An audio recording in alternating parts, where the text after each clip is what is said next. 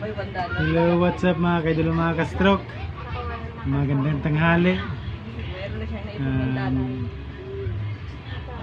Magandang tanghali, kasi mag-alas 12 na. Gusto ko lang ibahagi o sasabihan yung mga yung ibang tao ba na para makaiwas sila sa stroke.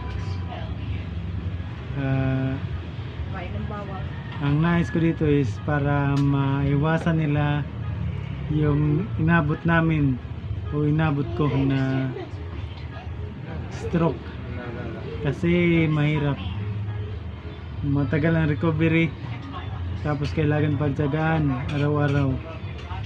Kaya kung ako sa'yo, para makaiwas ka, kahit wala ka mang nararamdaman, kasi hindi lahat ng matataas ang blood pressure may nararamdaman na masakit ang batok ng palampisngi o kaya masakit ang ulo. Yung iba wala talagang nararamdaman na masakit.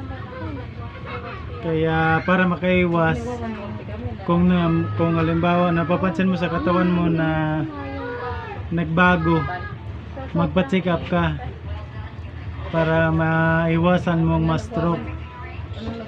Para kahit mag-maintenance ka lang, okay yan. Kasi ayaw namin o ayaw ko na matulad ka sa amin na na-stroke, na hanggang ngayon nagtsatsaga para maka-recover. Pang 7 months ko na ngayon mga kaidolo mga ka-stroke.